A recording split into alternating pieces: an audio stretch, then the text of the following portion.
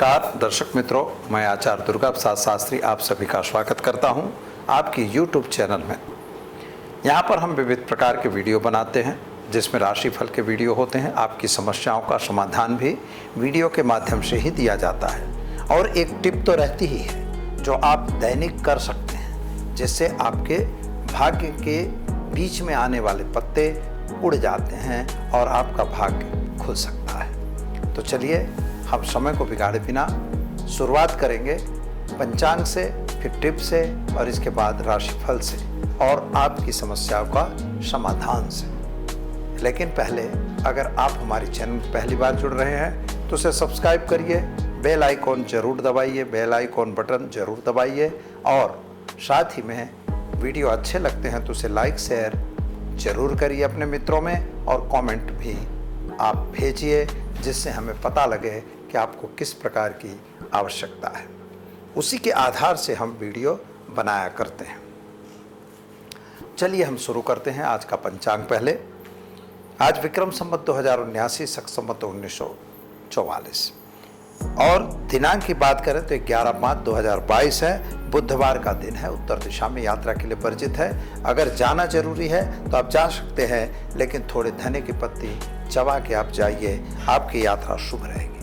वैशाख शुक्ल पक्ष की आज 10वीं तिथि है और नक्षत्र पुत्रा पूर्वा फाल्गुनी रहेगा जो 19:28 तक है और इसके बाद उत्तरा फाल्गुनी नक्षत्र की शुरुआत होगी।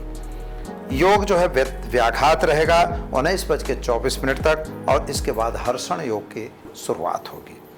राशि जो है आज सिंह रहेगी, यानी म और ट अक्षरों पे नामकरण किया जाएगा जो बच्चे आज जन्मेंगे उनका। जो जातक आज जन्म ले रहे हैं अथवा जिनका जन्मदिन है अथवा जिनकी मैरिज एनिवर्सरी दिन है, उन सभी को हमारी चैनल के परिवार की तरफ से खूब खूब हार्दिक बधाई। आपके जीवन में आने वाले सारे अवरोध भगवान विष्णु दूर करें, यही हमारी प्रार्थना। तो चलिए दर्शक मित्रों, आज का उपाय हम जानते हैं। आज अगर किसी को व्यापार नहीं चल रहा है अथवा घर में कुछ अशांति चल रही है, किसी भी प्रकार का मतलब क्लेश चल रहा है, तो एक छोटा सा उपाय आप कर सकते हैं। और आज है बुधवार, बहुत अच्छा दिन है। केवल आपको कहीं आसपास में अगर पीपल का पेड़ है तो उस पे आप जल डालिएगा और उसी पीपल के पत्ते 7 पत्ते आपको लाना है और 7 पत्ते लाकर अपने घर में श्रीम श्रीम बीज लिखकर हर पत्तों पे कुमकुम से लिखिएगा और वह पत्ते अपने पूजा स्थल में या अपने तिजोरी में कहीं भी रखना है। ऐसा आपको 3 बुधवार करना है और ऐसा करने से आपके घर में लक्ष्मी की स्थिरता रहेगी। तो चलिए आप भी अपने लक्ष्मी को स्थिर करिए और हम अब जानते हैं क्या है आज का राशिफल। मेष राशि से प्रारंभ करते हैं। अलग अक्षर से जिनका नाम प्रारंभ होता है उनके लिए आपके ग्रहों की स्थिति के हिसाब से खर्च का प्रमाण बढ़ रहा है। जमीन मकान संबंधी कुछ प्रश्न थे, उनका सॉल्यूशन आता हुआ दिखाई दे रहा है। जल्दबाजी का निर्णय आपके लिए भी नुकसान हो सकता है। स्वास्थ्य में सुधार होगा, नौकरी वगैरह में प्रमोशन मिलेगा।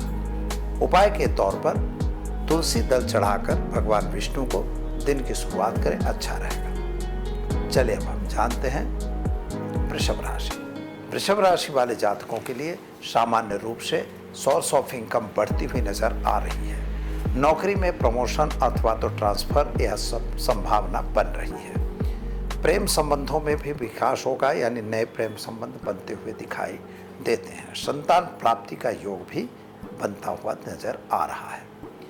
जिन लोगों से कुछ लेना देना था उन लोगों से आपको अच्छा लाभ मिल सकता है, ऐसा योग बन रहा है। उपाय के तौर पर विष्णु मंदिर में फल का दान देकर दिन की शुरुआत करें, अच्छा रहेगा। चलिए अब हम जानते हैं मिथुन राशि। कछघ अक्षरों से जिनका नाम प्रारंभ होता है उनके लिए आपकी ग्रहों की स्थिति के हिसाब से कामकाज में सफलता मिल रही है। जमीन मकान का प्रश्न सॉल्व होगा। माता का स्वास्थ्य ठीक हो रहा है और साथ ही में आपका जो स्वास्थ्य बिगड़ा था उसमें भी राहत मिल रही है। शादी संबंधी की बातें जरूर बनेगी। संतान प्राप्ति के योग भी बन रहे हैं। उपाय के तौर पर आपको क्या करना है, ओम होम जुम सह मंत्र का प्रयोग करिए, गरीब को भोजन कराइए, दिन की शुरुआत करिए, अच्छा दिन रहेगा। चलिए अब हम जानते हैं कर्क राशि। कर्क राशि वाले जातकों के लिए सामान्य रूप से समय बढ़िया है। यात्रा वगैरह पे जाना हो सकता है। जल्दबाजी में कोई काम नहीं करना है। सोर्स ऑफ इनकम बढ़ रही है। शादी संबंध की बातें भी बनेंगी। पेट संबंधी चिंताएं बढ़ेंगी। क्या करना होगा? तो आज आप भगवान विष्णु के मंदिर में जाकर और काले तिल का दान देकर दिन की शुरुआत करें, अच्छा दिन रहेगा। चलिए हम जानते हैं सिंह राशि। सिंह राशि वाले जातकों के लिए सामान्य रूप से समय बढ़िया दिख रहा है। इनकम सोर्स बढ़ रहा है। शादी संबंधी की आपकी भी बातें पूरी होंगी। संतान संबंधी चिंताएं आपकी वृद्धि हो रही हैं। तो संतान संबंधी चिंताओं में वृद्धि होती हुई दिखाई देती है। जल्दबाजी का किया हुआ कार्य आपके लिए नुकसानदेह हो सकता है। नए लोगों की मुलाकातें और नए व्यक्तियों के साथ का संबंध आपको थोड़ा सा नुकसान दे सकता है। आर्थिक रूप से समय सामान्य अच्छा है। क्या करेंगे? तो आज घर में एक घी का दीपक जलाइए। ओम विष्णवे नमः मंत्र का जप करके दिन की शुरुआत करिए, अच्छा दिन रहेगा। चलिए अब जानते हैं कन्या राशि। पठन अक्षरों से जिनका नाम प्रारंभ होता है उनके लिए आपके ग्रहों की स्थिति सामान्य है। यात्रा वगैरह आपके भी हो सकती है। नौकरी वगैरह पे प्रमोशन मिलेगा। शायद जमीन मकान के कुछ प्रश्न रुके थे, उनका सॉल्यूशन आएगा।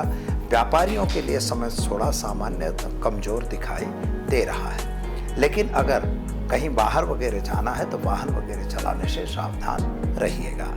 क्या करना होगा? तो एक गरीब को भोजन कराकर दिन की शुरुआत करें, अच्छा दिन रहेगा। चलिए अब जानते हैं तुला राशि। र और त अक्षरों से जिनका नाम प्रारंभ होता है उनके लिए आपके ग्रहों की स्थिति सामान्य है।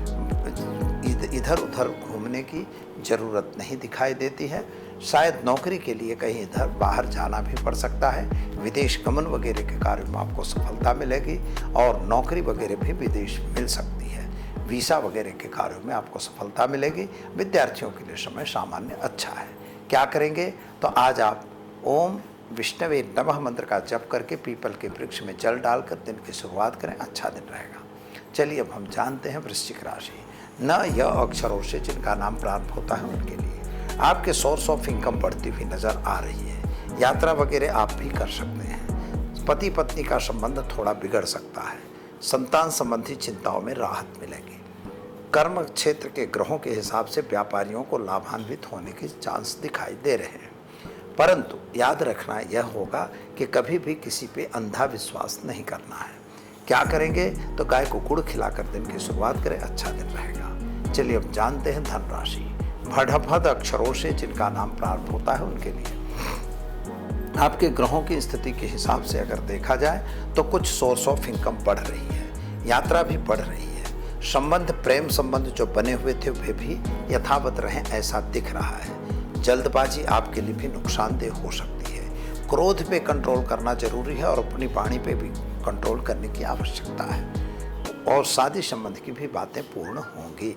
क्या करेंगे? तो आज ओम विष्णवे नमः मंत्र का जप करिए। गाय को चने की दाल खिलाकर दिन की शुरुआत करिए, अच्छा दिन रहेगा।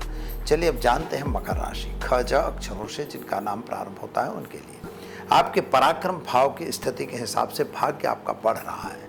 कुछ नई चीज़ें आपको मिल रही हैं। जिन पर आपने यकीन किया था वे अभी आपसे थोड़ा दूर होते हुए दिखाई देते हैं। पति शादी संबंध की बातें पूर्ण होंगी। पति पत्नी का संबंध अच्छा रहेगा।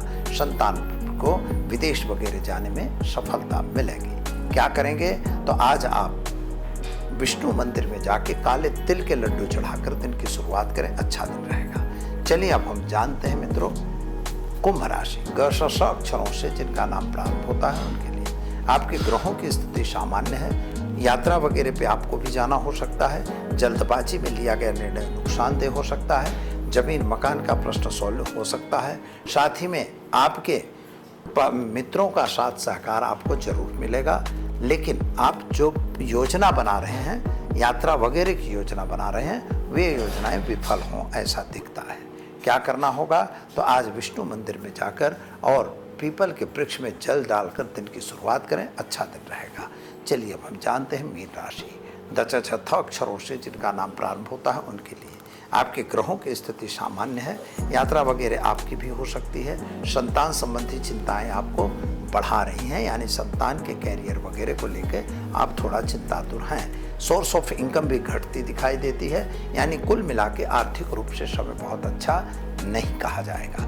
क्या करेंगे आप? तो आज आप ओम विष्णवे नमः मंत्र का प्रयोग करिए और पीपल के वृक्ष में जल डालकर दिन की शुरुआत करें। आपका दिन बेहतर और सुंदर रहेगा।